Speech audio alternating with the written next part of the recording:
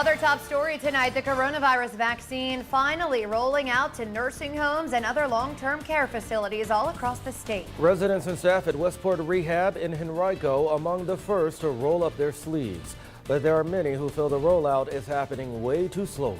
Our Henry Graff will have more on those concerns, but first we begin our team coverage with Karina Bolster, who is live at Westport Rehab, where many folks are hoping to receive that vaccine and hopes that it makes them safer. Karina, fill us in.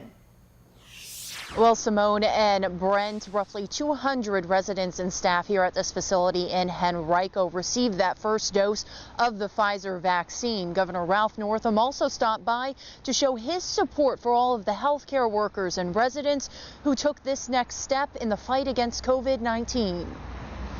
This is a team effort. We're all in this together, so we'll keep moving forward. That's the plan for the next several weeks as CVS and Walgreens staffers enter long-term care facilities across Virginia to vaccinate the most vulnerable. For them to finally, have a peace of mind that this virus, potentially will not be able to, inflict the damage that it has on so many others. It's just really amazing. I'm relieved. Honestly, I'm relieved that we do have the vaccine. Tiffany Gooden is a CNA at Westport Rehab and one of the dozens of people who rolled up their sleeves Wednesday. I have a small child and I was worried about catching it, but I never caught it yet. So I said, why not get the vaccine? The State Department of Health estimates roughly 158,000 residents and staff at these facilities across the state will need to get vaccinated.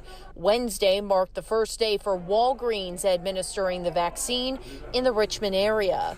So we're excited about the great start, and we expect first doses by the last week in January. Is that realistic for you? It has to be.